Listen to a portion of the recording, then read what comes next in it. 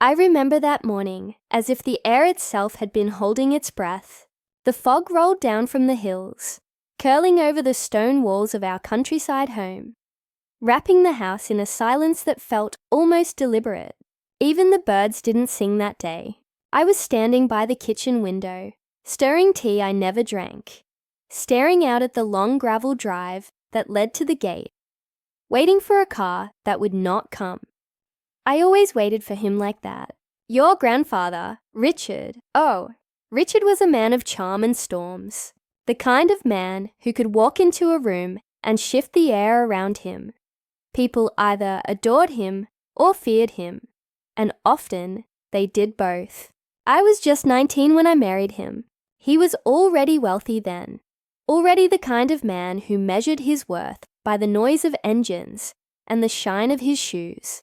But love makes you blind, doesn't it, dears? Tell me in the comments if you've ever loved someone so completely that you stopped seeing the truth standing right in front of you. Back then, in the 1970s, luxury was a language only a few spoke fluently. And Richard, my husband, was fluent in it. He had this obsession with grandeur. Our home was filled with antiques, portraits of ancestors who never existed, and more chandeliers than friends. But that winter, he wanted something new, something that would, in his words, set us apart from the rest of England. That's when he bought it, the jet, a sleek, ivory-coloured private jet with gold detailing along its body. The kind you'd only see in magazines.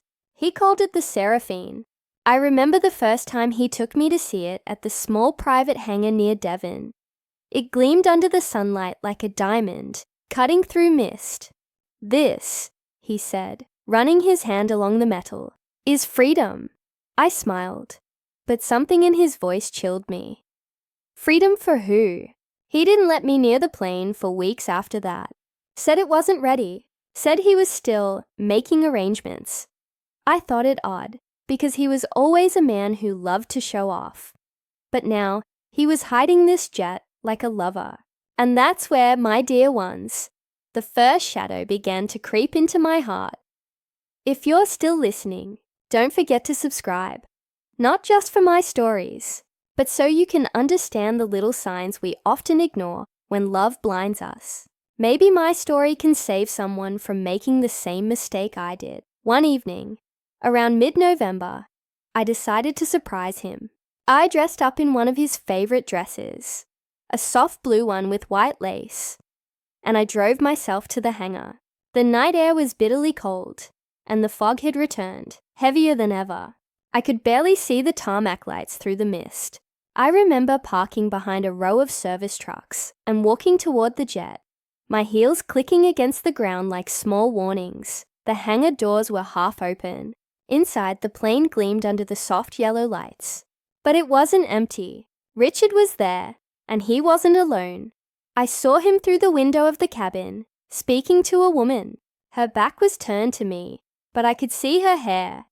Long auburn, almost the same shade as mine when I was younger. She laughed softly, and he reached for her hand. My heart froze. I didn't want to believe what I was seeing. Not Richard, not my husband. But then I saw him place his hand gently on her face, a touch I hadn't felt from him in months. And I knew. My knees went weak. I remember clutching the cold metal railing to steady myself, the sound of the jet's low hum vibrating through my bones. I wanted to run in, scream, demand answers. But I didn't.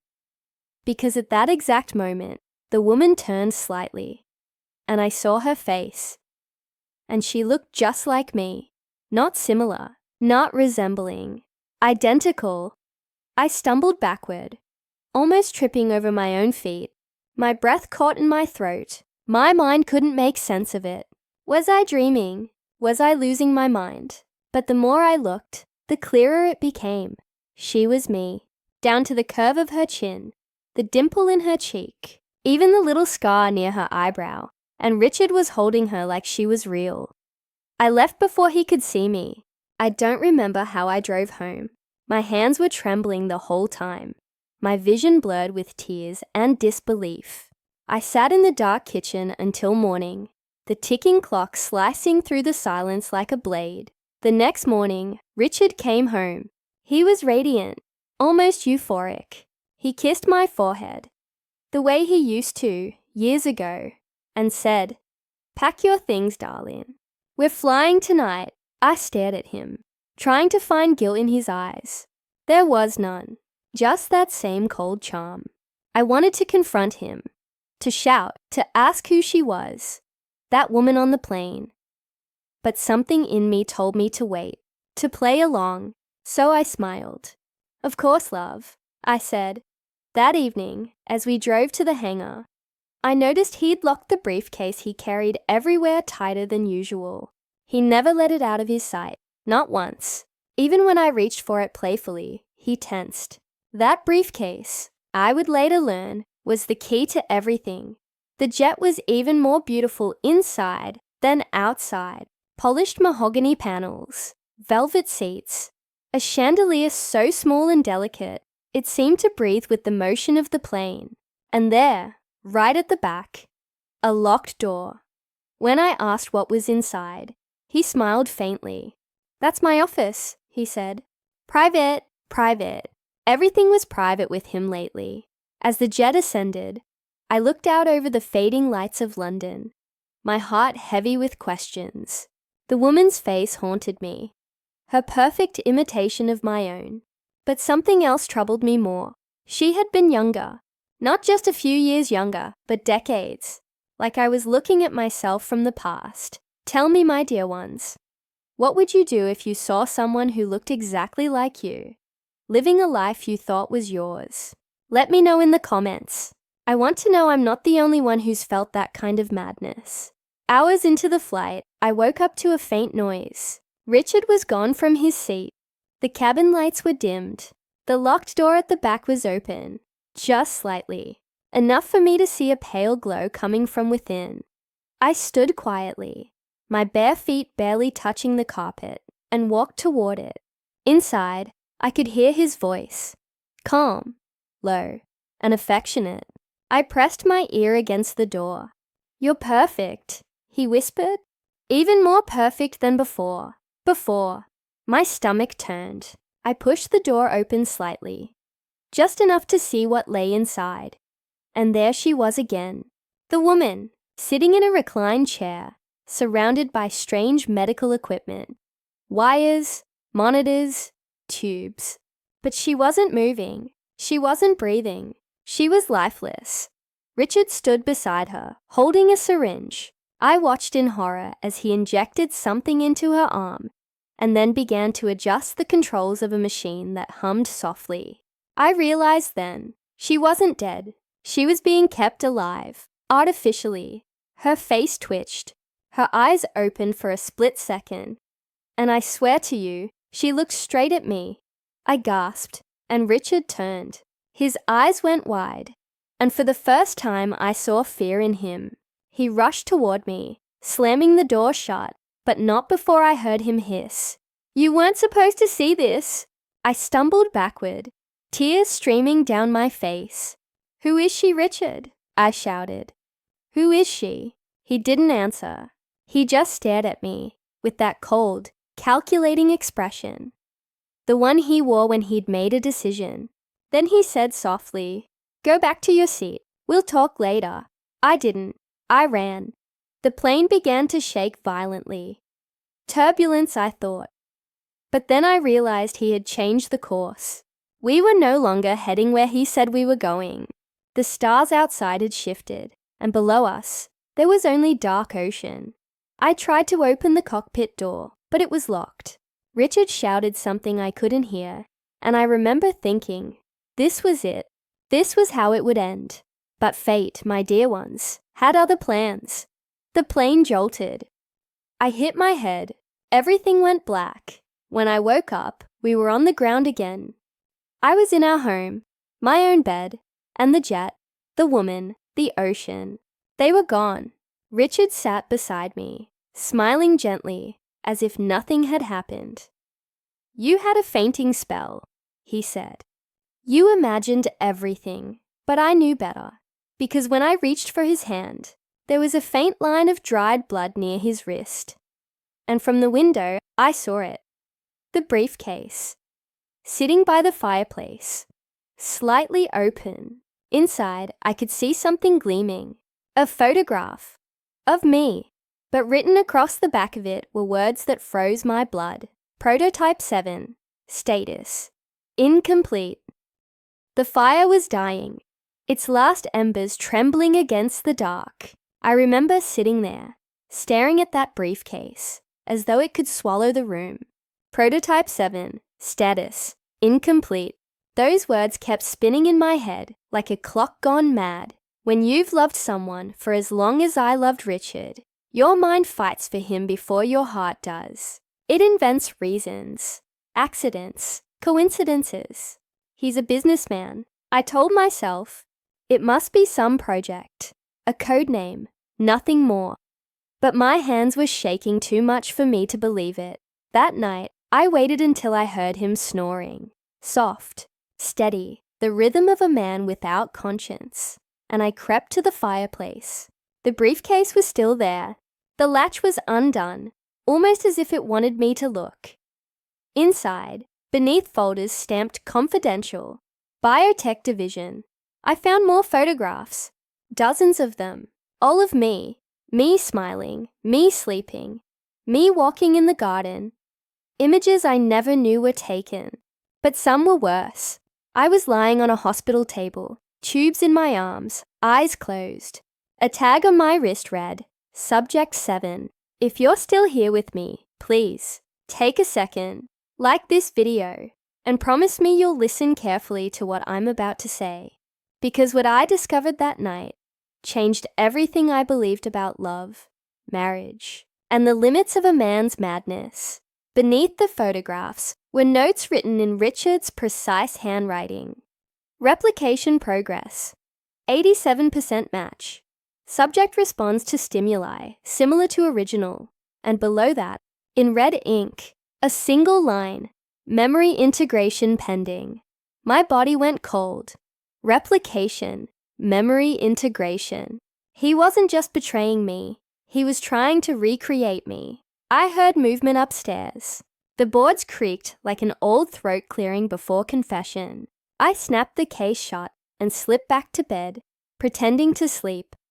At dawn, Richard brewed coffee, as if the night had been ordinary. You're quiet, he said. I dreamt of the sea, I whispered, and of someone who looked like me. He smiled faintly. Dreams are strange things, darling. They show us who we think we are. His calmness terrified me more than any lie. For the next few days, I lived as an actress in my own life, serving breakfast, arranging flowers, waiting for moments he left the room so I could breathe. Every sound in the house felt amplified. The click of a door, the hum of the telephone, the faint buzz from his locked study downstairs. One afternoon, while he was at his club, I forced the study door open with a hairpin. The room smelled of chemicals and metal.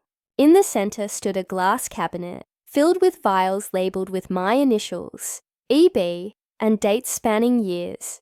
There was also a reel recorder humming softly. I pressed play, static. Then his voice.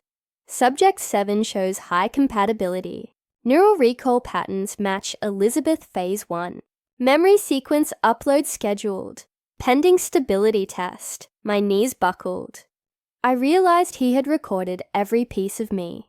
My laughter, my voice, my memories, and was trying to build another version that would never age. Never argue. Never leave him. Please, if you're listening, tell me in the comments. Have you ever loved someone so much you ignored the warnings until it was too late? Because love can make monsters invisible. That evening, when he returned, I decided to confront him. Richard, I said, my voice trembling. What have you been doing at that hangar? He poured his drink slowly. Business as always. And the woman? I pressed. The one on the jet who looks like me.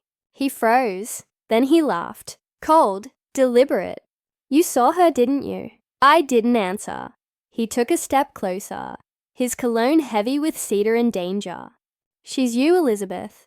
The you I almost lost. I'm right here, I whispered. No, he said. You're aging. You forget things. You tire. The real you, the one I married, was perfection. I found a way to bring her back. My stomach twisted. You cloned me, he smiled faintly. Such an ugly word. I prefer rebuilt. Science gave me what time tried to steal. Then he lifted my chin with one finger, studying me like a craftsman inspecting his creation. But don't worry, once her memory integration completes, you'll never feel the difference. I slapped his hand away. You're insane. Maybe, he said softly. But love makes us all a little mad. That night, I packed a small bag. I planned to leave before dawn, take the train north, vanish. But as I crept toward the front door, I heard the faint roar of an engine outside. The same deep hum I'd heard at the hangar. The Seraphine. He'd brought the jet home. Through the window, I saw its lights cutting through the fog. Its stairs already lowered. He stood at the bottom, gesturing for me to come. One last flight, Elizabeth. Let me show you the truth. Something in me, a mix of fury and fatal curiosity, made me follow. Inside the jet, the air smelled sterile, metallic. The woman, my copy, was gone. In her place stood a large covered structure, like a coffin draped in silk. Richard approached it reverently. This, he said, is the future. He pulled the cloth away. Inside lay a transparent pod filled with a pale fluid. Floating within it was a form, half-shaped, half-human. My own features still forming under the liquid, like a dream unfinished. Tubes connected its skull to a machine pulsing softly. She's almost ready, Richard murmured.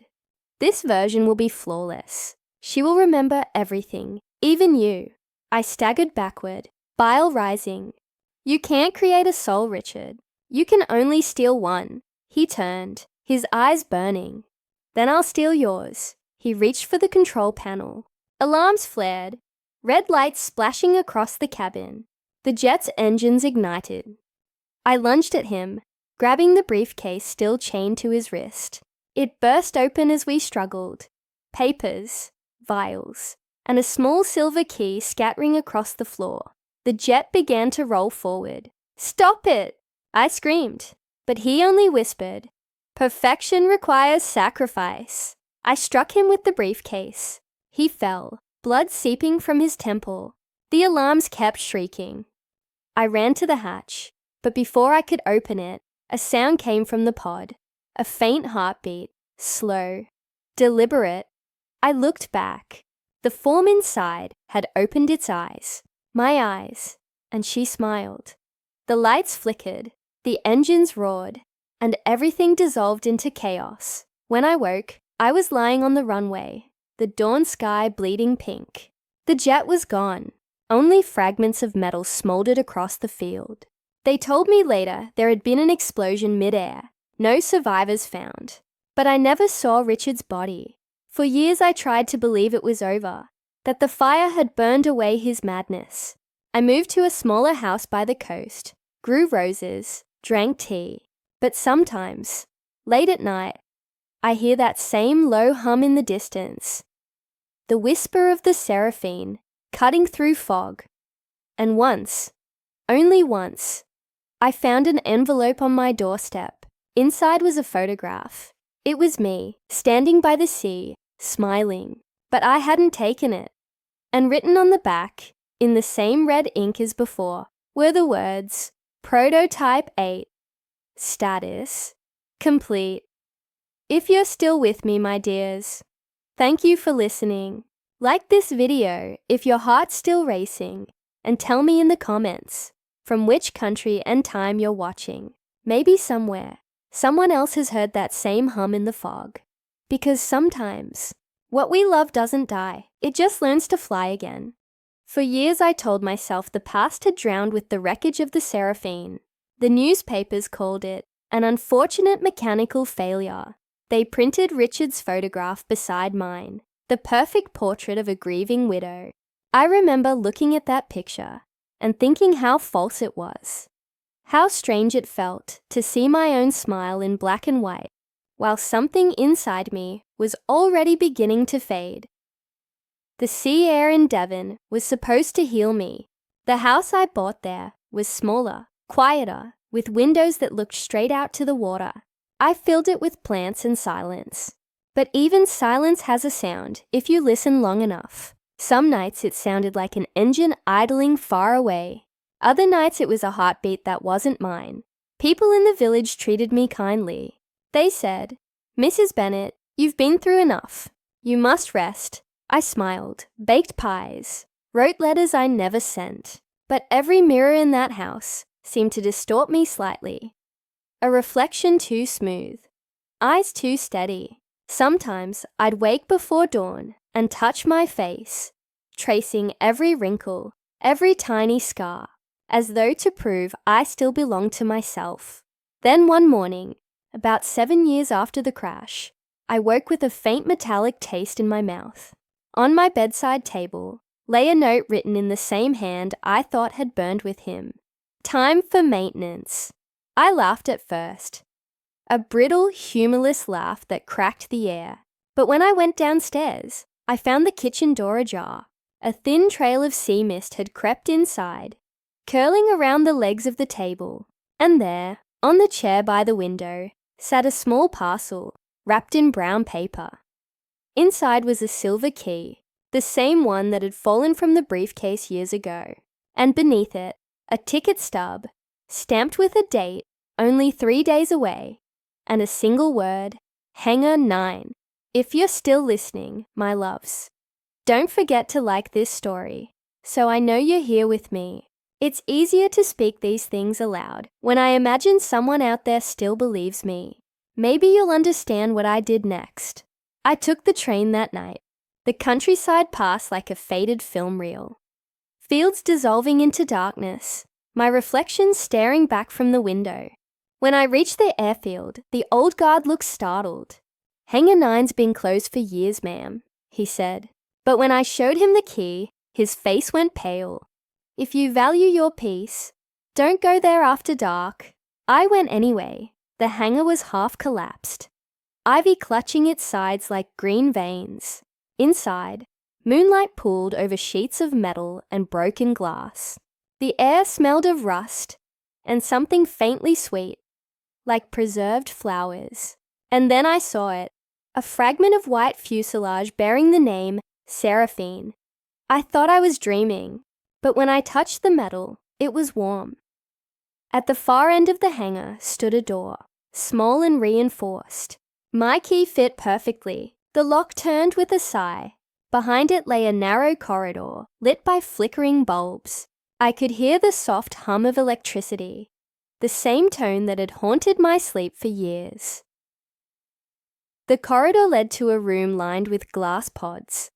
7 of them, arranged like coffins in a chapel. 6 were empty, cracked open, their interiors scorched. The 7th was whole, and the fluid inside it shimmered faintly. A placard read, "Prototype 8, operational." I wanted to run. I should have. But I couldn't. I stepped closer.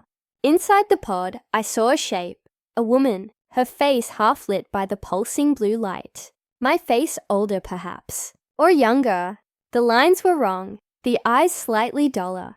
But it was me. And when her eyes opened, she whispered one word through the glass, "Elizabeth." The sound wasn't human, more vibration than speech. But it froze me all the same. I reached out, fingertips against the cold surface. "Who are you?"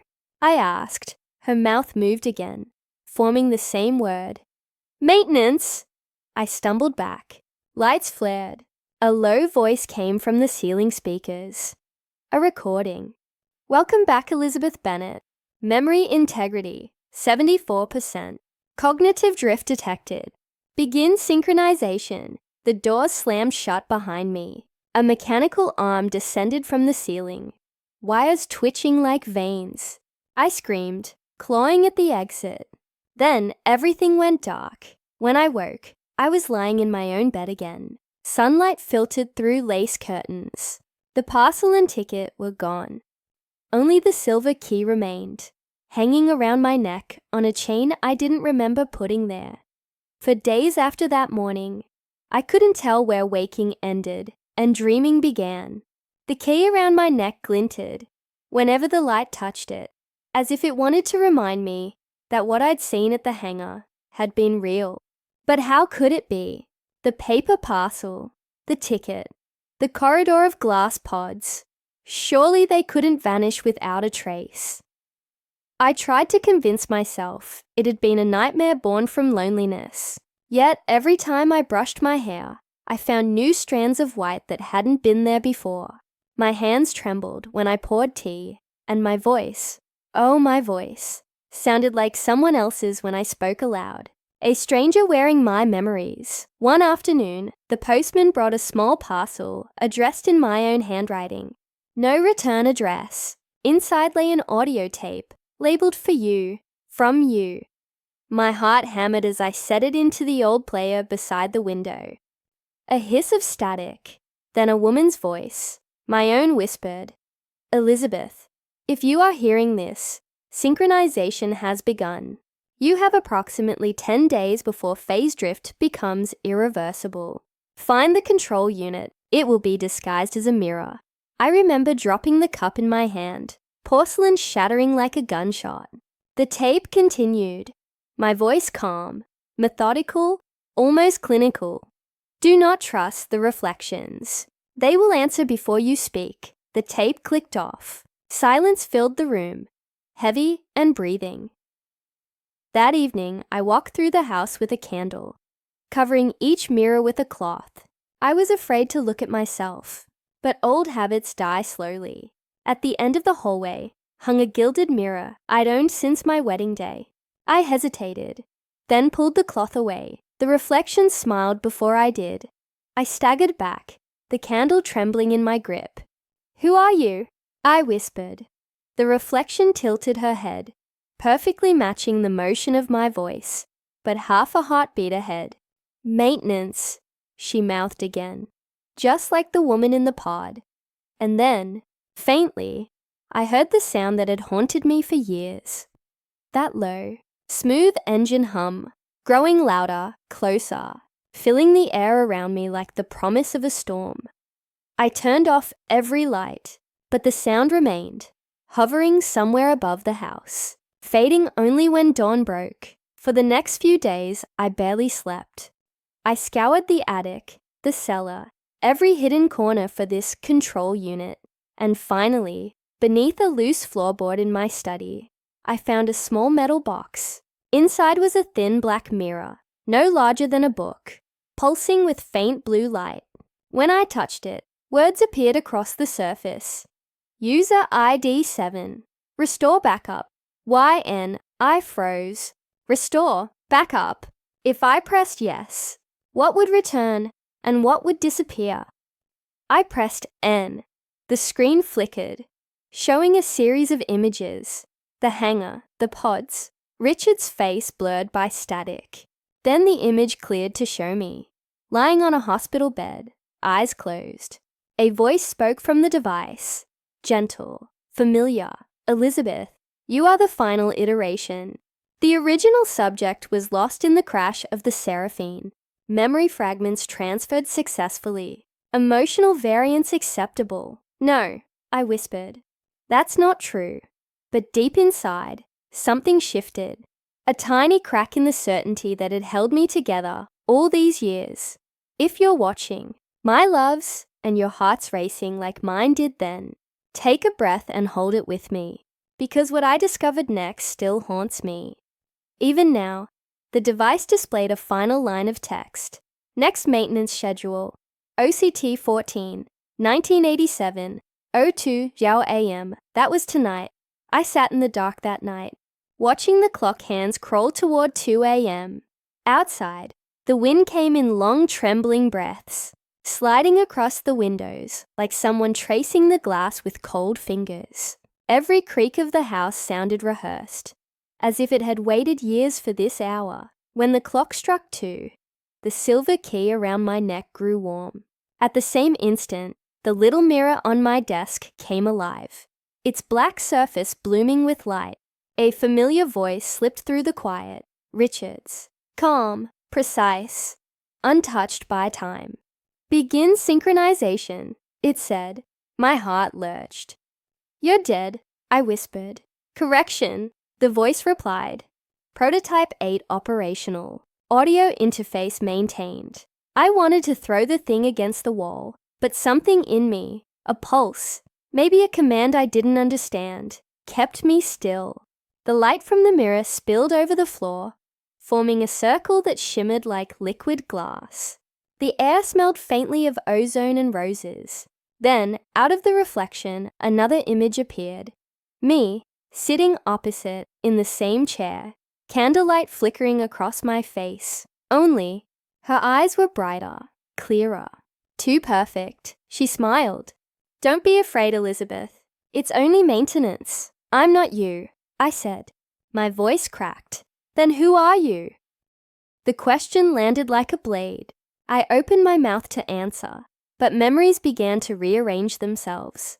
Tiny fractures rewriting my life. The wedding in spring 1953.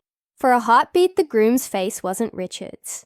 The night of the jet's crash. For a moment, I saw myself inside the cockpit, not on the ground. Every recollection flickered between versions. Like film spliced out of order, the reflection reached toward me. The mirror's surface rippled. You were never meant to remember this phase, she whispered. He loved you too much to let you die completely. I stepped back, shaking my head. No, I survived the crash. Did you? The word echoed through the room. Suddenly the light pulsed faster, bathing the walls in white. I saw shapes forming in the glow, 7 outlines standing behind her, faint but recognizable. The other prototypes, all versions of me, faces at different ages, all watching with the same sad eyes. Richard's voice returned, low and almost tender.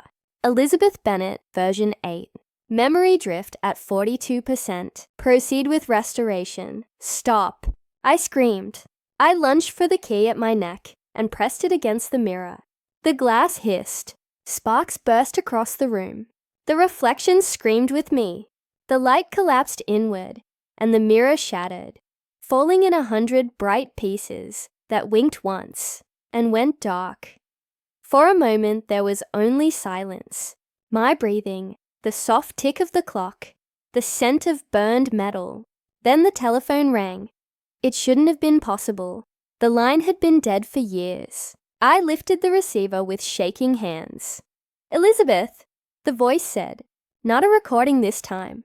Warm, alive. It's me, Richard. Yes, we need to finish what we started. She's awake. The line went dead. I stood there for a long time, the receiver heavy in my hand, staring at the shards on the floor. Each fragment still held a tiny version of my face. All of them, whispering in silence. When dawn came, the key had cooled, but my reflection in the nearest shard smiled half a second before I did. The following morning, I left the house before sunrise. The air had that thin metallic chill, peculiar to English coasts, the kind that tastes of salt and rusted hinges. I wrapped my shawl around me, slipped the key into my pocket, and walked toward the old airfield at Havisham Cliff, the place where the Seraphine had first taken flight, and where they said it had come down. The road was deserted. Fog rolled in waves across the moors, veiling the hedgerows and turning every distant shape into something half human, half memory. I could almost hear the hum again, the way the jet's engines had sounded that last night, smooth, promising, deceitful. At the gate, I found the padlock already broken. Someone had been here before me. Inside, the hanger sagged like an old lung exhaling dust. The great steel ribs overhead were streaked with bird droppings, and the years damp, but in the center, just where the runway lights once lined up, stood a shape covered by tarpaulin. I pulled it back and gasped. It was her again, the Seraphine, or what was left of her. The fuselage gleamed beneath layers of grime, a ghost preserved in aluminum. Across her nose, painted in faded letters, I saw a word that had never been there before. Seraphine 8, the 8th. The same number that Richard's voice had used. My knees went weak. I climbed the rickety stair to the door and pushed it open. The interior smelled of oil and roses. Lights flickered on, one by one, bathing the cabin in an amber glow. For a moment, I almost expected Richard to be sitting there with his champagne and that sly half-smile. Instead, the seats were filled, with me, rows of Elizabeths, eyes closed, hands folded, each breathing slowly as if dreaming. 7 of them, each a little younger than I, each with a faint scar above the temple, exactly where the mirror shard had cut me. The 8th seat at the front was empty. A sound came from the cockpit, the scrape of metal on metal, and then the whisper of a match. I stepped forward, heart hammering. Richard sat in the pilot's chair. He hadn't aged a day. His hair still perfect, his cufflinks gleaming in the dim light. He turned to me with that familiar, patient smile. "Elizabeth," he said softly, as though greeting me after an evening's nap. "You made it back." I wanted to scream, to curse him, but the sight of him stole my breath. "How? You died." He tilted his head. "In a manner of speaking, the human form did, but the mind, ours, had potential. The jet wasn't meant for travel, my dear. It was for continuity, for keeping what we were alive when flesh failed us." I stared past him at the silent versions of myself. "You copied me. I preserved you. Don't you see? Every iteration learned something new. Courage, patience, love. You are the last and the finest. But the system's decaying. Without synchronization, everything we've built will unravel." He reached for my hand. His skin was warm, too warm. "Sit, Elizabeth. Let me bring you home." I pulled back. Home, to a machine, to us, to what we were before the crash. Before your body gave out and I refused to let you go, the truth landed like a hammer. The real Elizabeth, the first one, had died that night, and I was the echo he'd built from what she'd left behind. My vision blurred. So all these years, every feeling, every tear, none of it was real. He smiled sadly. Reality is only repetition that believes itself. I looked around at the sleeping copies, at the flickering console lights that pulsed in rhythm with my heartbeat. And in that instant, I understood. The mirror, the key, the maintenance. It was all to keep the illusion alive. I reached for the throttle.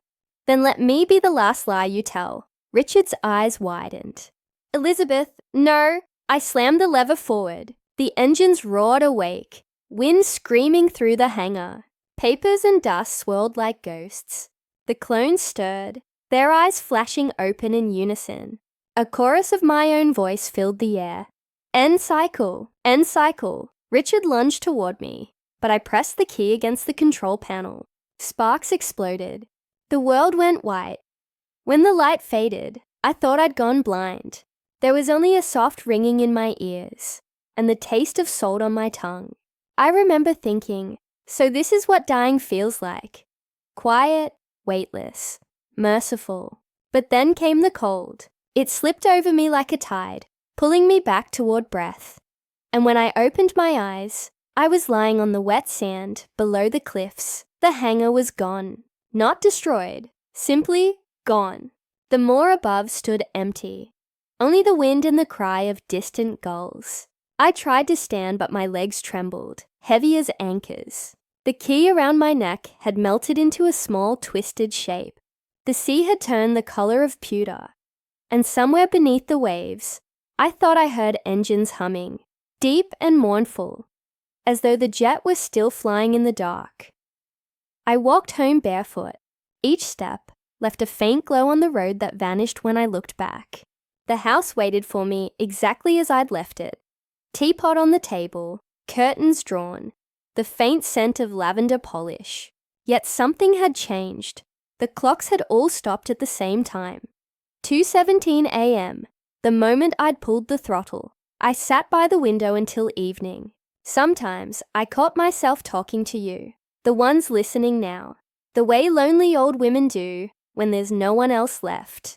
If you're still here with me, don't look away. Stories like this aren't told to frighten you.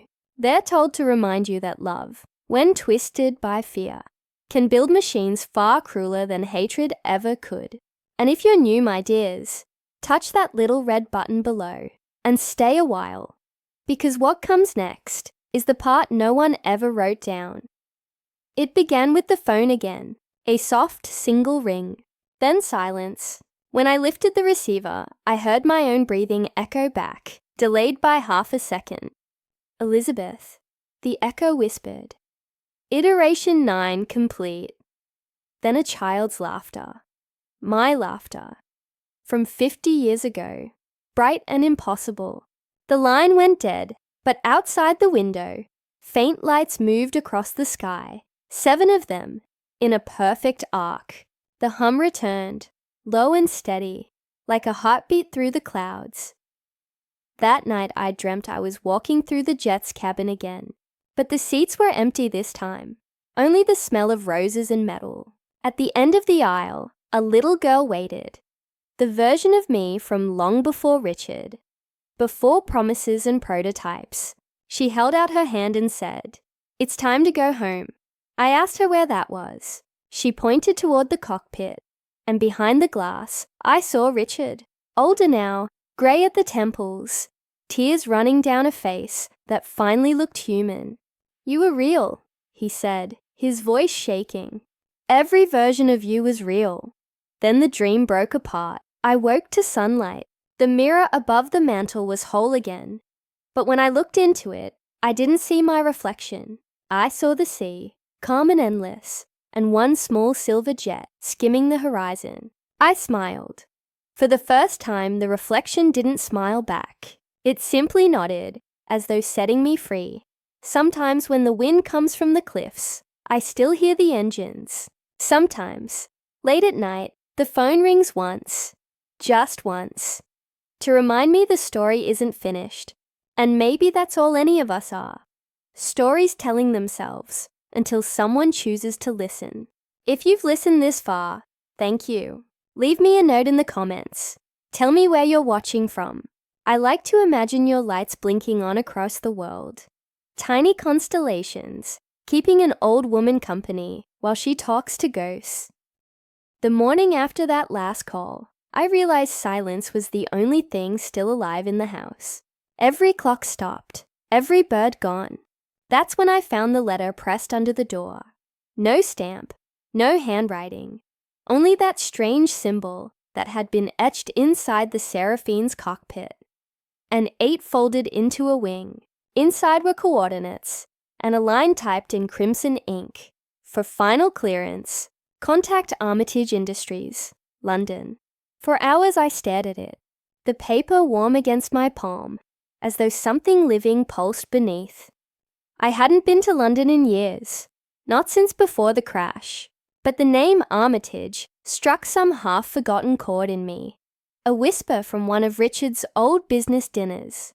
I could almost hear his voice. "They understand what we're building, Lizzie. They'll fund everything." By afternoon, I'd packed a small case and caught the first train. I told myself it was curiosity, but truthfully, I wanted someone else to tell me I wasn't mad. That the fragments of mirror and voices on the telephone meant something beyond grief. The countryside rolled past in greys and greens. The same fields we'd flown over on our honeymoon. Somewhere out there, beneath the soil, lay the pieces of every version of me. London hit like a fever dream. The air smelled of petrol and rain, and the pavements thrummed with footsteps. I followed the coordinates to the docklands, to a street half swallowed by fog and demolition dust. Armitage Industries stood there still, its sign corroded to the color of bone. The gate was open. Inside, the building was hollow, only a few pigeons nesting in the rafters. But at the far end, a single light glowed behind frosted glass. I knocked. A woman's voice, old, brittle, called, "Come in, Elizabeth." I froze. She sat at a metal desk, papers spread like a fan. Her hair was snow white, her face drawn with fine, decisive lines. "You've aged beautifully," she said. He was right. You always would. "Who are you?" I asked. "Dr. Clara Armitage. I helped build your husband's miracle." She slid a file toward me. Inside were photographs, blueprints of the Seraphine, pages of equations, and at the bottom, a black and white picture of me in a hospital bed. Eyes closed, wires running from my temples. The caption read, "Subject, E1, initial cognitive mapping successful." My stomach turned. What did he do to me? Dr. Armitage sighed. What he thought love demanded. "After the accident, there wasn't enough left of you to save. But he'd been recording your neural patterns for months. Voice, habits, decisions. He refused to let the experiment end. So we built you again, memory by memory, each iteration more stable than the last. Until you," I whispered. "The 8th, she nodded. He believed the 8th would transcend mortality itself. I flipped through the pages, desperate for proof it was all a lie, but the handwriting was Richard's. Every note, every calculation, even the little doodles of hearts beside my name. At the back of the file was an envelope sealed with wax. I broke it open and pulled out a reel-to-reel tape marked RSB Final Statement. "Listen," Clara said quietly. "It's meant for you." I fed the reel into her old player. Static filled the room. Then Richard's voice emerged, softer than I remembered. "If you're hearing this, Lizzie, then you've outlived me again. I made a promise I shouldn't have. That death wouldn't take you. But I was wrong. Life isn't the heartbeat. It's the ache that follows it. Forgive me." The tape clicked off. For a long time, neither of us spoke. Rain beat against the windows, steady and merciless. Finally, I asked, "How many times did I die before this one took?" 7, she said. "But the 8th, she was different. You questioned. You grieved. That meant the human part had survived." I stood trembling. "Where's his body?" "In a vault beneath the Thames research wing. He wanted to be near the core systems. Said he'd keep watch." I turned for the door. Clara's voice followed me, thin but fierce. "Be careful, Elizabeth. The systems still run. They know you're awake. London after dark carries a smell that never leaves you. Wet brick, diesel, and secrets." I followed the river east, clutching the key and the file like a prayer book. The coordinates from Clara's folder led to an address that no longer existed on any street map. A narrow iron gate marked Thames Research Wing. "Authorized personnel only." Beyond it, a stairway spiraled down into the earth, slick with moisture, humming faintly like something asleep and dreaming of electricity. Each step echoed my heartbeat. Somewhere far below, machinery whispered. I thought of the tape, Richard saying, "Life was the ache that followed it," and wondered if this was the ache he'd meant. At the bottom waited a steel door with a single glass panel. I wiped away the dust. A faint blue light pulsed on the other side. When I pressed my palm to the scanner, it flared. Access granted. The corridor beyond smelled of antiseptic and time. Rows of locked rooms stretched in both directions, their small windows clouded by condensation. Behind some, I saw the vague shapes of machines, their lights flickering like distant stars. Behind others, nothing at all, only the hum. Halfway down, a sign read, "Core Systems Vault, Authorized Only." My name was printed beneath in faded type. I pushed through. The vault was smaller than I'd imagined. No grand hall, no rows of computers. Just a chamber of glass and light. In the center stood a single cylinder, filled with pale mist. Inside it lay a figure, still and peaceful, hands folded over his chest. Richard. Or what my mind told me was Richard. His face was untouched by time. But there was a faint shimmer to his skin, as though he were carved from memory rather than flesh. The hum deepened, until I could feel it inside my ribs. A voice filled the room, not from speakers, but from everywhere at once. Elizabeth. It was his voice, but layered. One tone human, one mechanical. You found me. I needed to know, I said. My voice came out smaller than I meant. Did you ever plan to let me live a life of my own? Every version of you lived, the voice said gently. Each one different, each one real. I only gave you a chance to keep choosing. Choosing? I laughed. You built cages and called them choices. The lights dimmed. For a heartbeat, I thought I saw the glass pulse, as if with breath. Then choose now, he whispered. End the system or preserve it. If you end it, all 8 iterations vanish. No memories, no trace. If you preserve it, I remain with you. Forever. The mist thickened, the key around my neck vibrating against my skin. I remembered the reflection that had nodded goodbye, the copies asleep in the jet. Clara's warning. The ache that follows life. Was that what love became when it refused to die? I stepped closer, close enough that my breath fogged the glass. Richard, I said, you always thought love was something you could store. But love was the moment I chose to leave. The hum faltered. Lights flickered, one by one, like candles snuffed by wind. The glass turned dark, hiding the figure inside. A final whisper, then goodbye, Elizabeth. Silence. And in that silence, peace. Not victory, not loss, just stillness. When I climbed back to the surface, dawn was lifting over the river. The city looked the same, but the air felt new, as though someone had opened a window in my chest. I didn't know if I was the first or the last Elizabeth, only that I was this one, breathing, hurting, alive. If you've stayed with me this far, thank you, my dears. Tap that little heart or share this tale with someone who's ever loved too much, because that's all this story ever was. A love that didn't know when to stop. And tell me, please, from where you're listening tonight.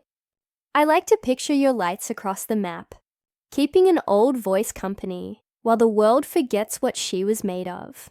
When I came home from London, the world felt hushed, as if the air itself had been waiting for me to return before taking its next breath. Rain had washed the windows clean, and the garden, poor neglected thing, was blooming again. Roses of all flowers.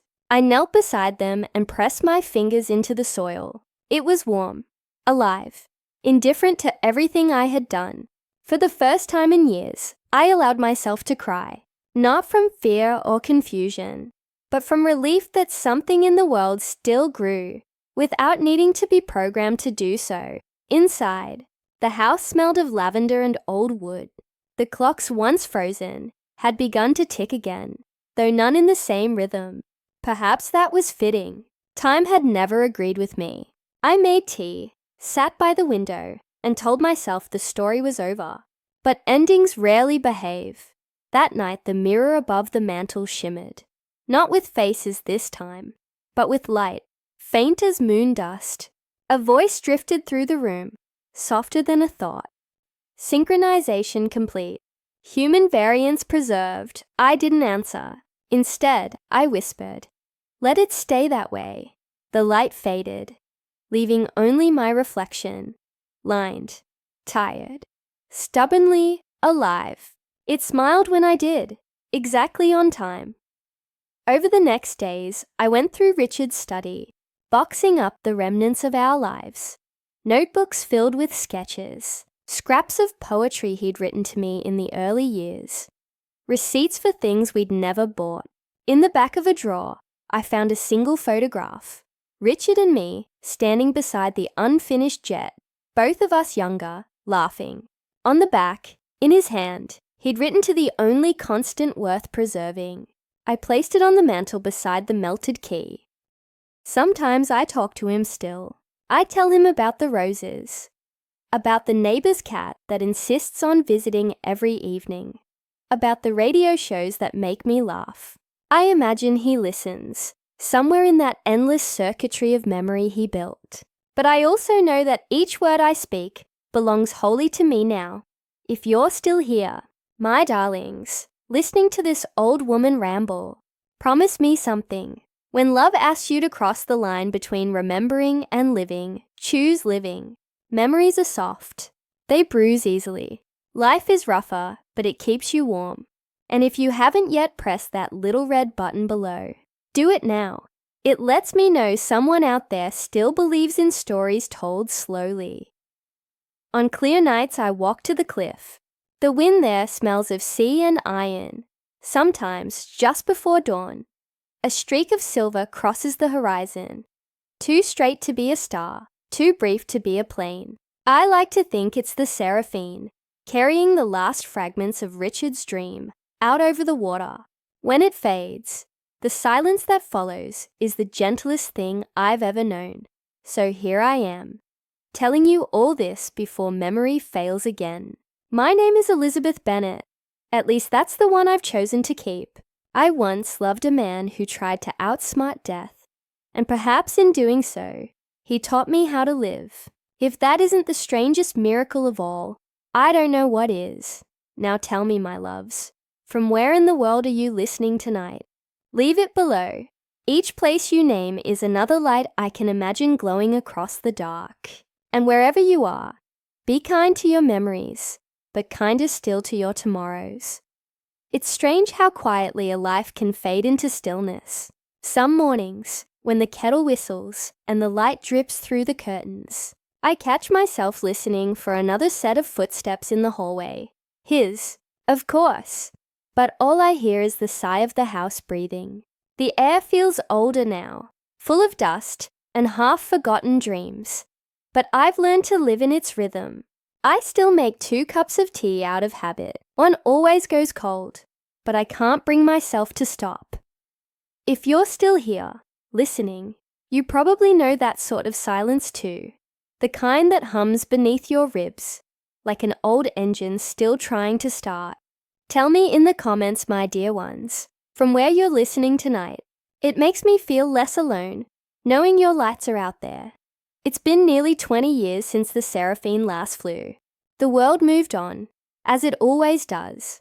But I sometimes feel as though I stayed behind in that hangar, trapped between the echo of propellers and the smell of kerosene.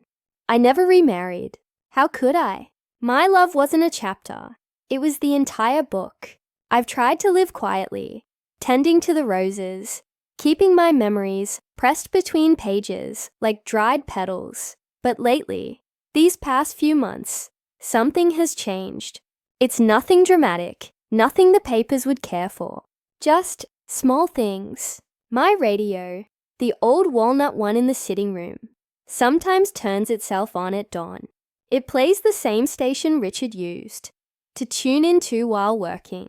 The announcer's voice sounds older now, raspier, yet somehow warmer. I let it play, and I sit there in my shawl, hands wrapped around my mug, pretending we're both listening again. Yesterday, I noticed the garden gate was unlatched. The hinges creaked in the wind, the same note that once echoed through the hangar doors. I closed it, but as I did, I saw something glinting near the hedge. It was a small silver wing, like the ones from Richard's prototypes. At first, I thought my mind was playing tricks. I picked it up, expecting rust or dust, but it was clean, polished, impossibly new. I placed it on my desk beside the melted key. For hours, I stared at the two of them together, past and present, joined like old friends. I don't believe in signs, but perhaps signs believe in us. You know, I often wonder if Richard ever truly left. Sometimes at night, when the world is so still, I can hear my own pulse. The lights flicker just once, softly, almost politely. It's never frightening. It feels like acknowledgement, as though the house itself remembers him. Last week, a young man came knocking, said he was from an aviation museum in London. He'd found my name on an old registry. He spoke about Richard like a myth, his eyes glowing as he described the Seraphine, the jet that disappeared from all records, the mystery of its vanished prototypes. The rumors of artificial instinct. I invited him in for tea. He called me Mrs. Bennet, though I told him that title belonged to a younger woman who no longer exists. He said something curious. He told me there'd been a recent discovery, an encrypted data core found inside the fuselage of a scrapped plane in Bristol. They hadn't been able to access it, but etched on the casing were the initials RB. He asked if that meant anything to me. I smiled and lied. None at all. After he left, I sat for a long while, watching the evening light fade. Then, I whispered to the empty room, "You clever fool." Because of course it meant something. It meant everything. If you're still watching, my loves, I know you might think this old woman has finally gone mad. Seeing ghosts in metal, hearing voices in static. But madness isn't always chaos. Sometimes it's just memory, with nowhere left to go. That night, I dreamt of the Seraphine again. But this time, she wasn't in the hangar or the sky. She was in the garden, gleaming, alive, her wings breathing with light. I walked toward her, the roses bending aside as if bowing. When I reached out, her surface rippled like water, and for a heartbeat, I saw Richard's reflection smiling back. Then I woke up, drenched in tears I hadn't known were waiting. Maybe that's what love is after all. Not something that ends, but something that hides, waiting for you to notice it again. The next morning, I found the first note. It wasn't on paper, not really. It was inside my clock, the old carriage clock that has sat on the mantel since our wedding. It had stopped again, hands frozen at 9:30. I opened the brass back to wind it, and there, tucked between the cogs, was a strip of film. One frame only, Richard's handwriting scratched into the edge. "If you're still listening, you've already forgiven me." I pressed it against the light, and for a moment, the whole room filled with that soft amber glow that used to live in his workshop. I didn't cry this time. I just said out loud, "I never stopped." And perhaps it was my imagination, but the clock began to tick again, slower, steadier, as if exhaling. If you've ever found something small that made you feel seen, just a song, a smell, a name whispered by the wind, press that little heart for me, would you?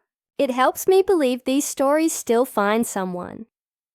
Over the next weeks, more traces appeared. The radio static shaped itself into the tune he used to whistle when the rain was heavy. The kettle clicked off a second early, as if waiting for me to notice. In the garden shed, beneath the dust, I found a tiny brass plate stamped with the same symbol that once marked the Seraphine's tail, an 8 folded into a wing. Only this one had something new beneath it. Iteration 2. I laughed, genuinely laughed, for the first time in years. "You never could stop improving things," I said. The roses rustled as though they agreed.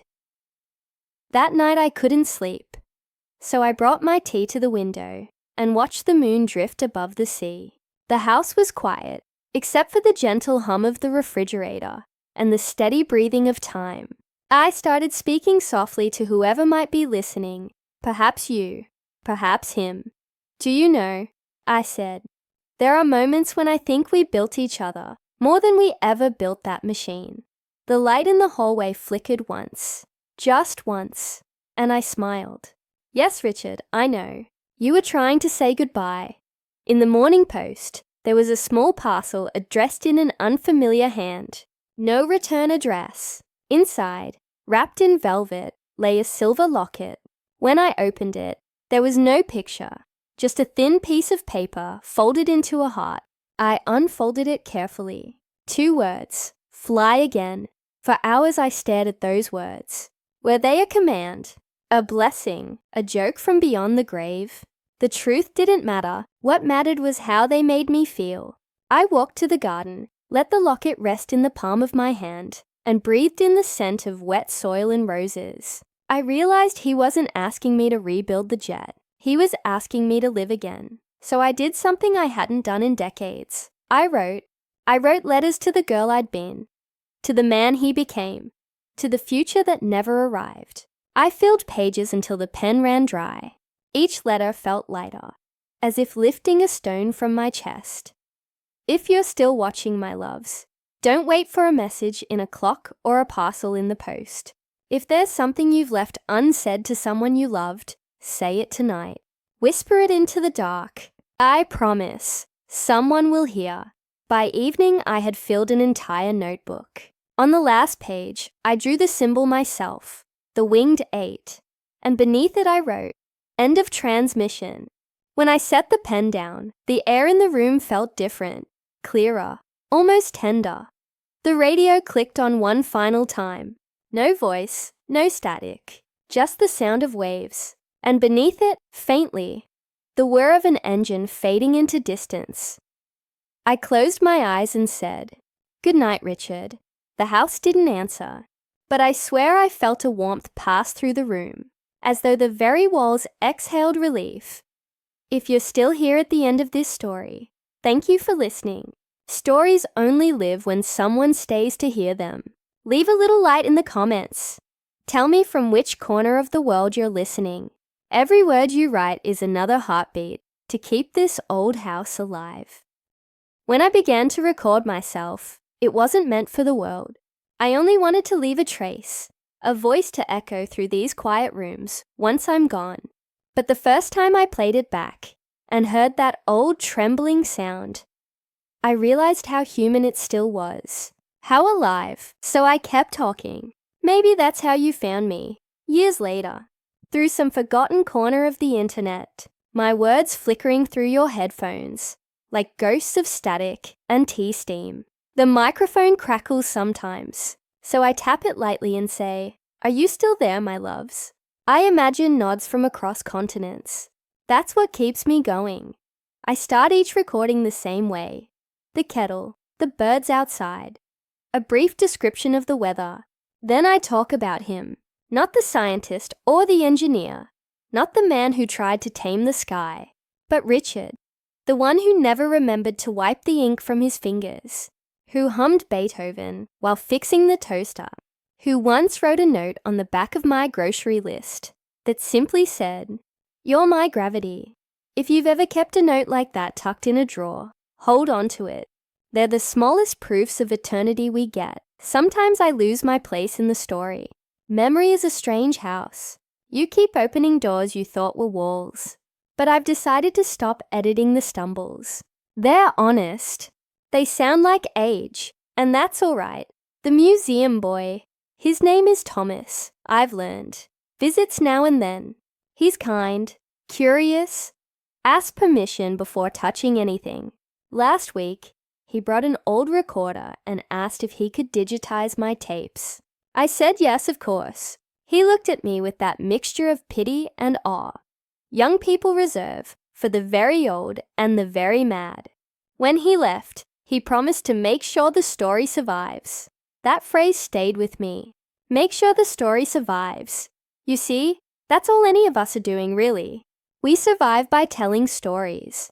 Sometimes through engines and algorithms, sometimes through voice and memory. Maybe Richard understood that before I did. The Seraphine wasn't meant to defy death. It was meant to preserve feeling. Maybe that's why her systems still hum in forgotten hangars.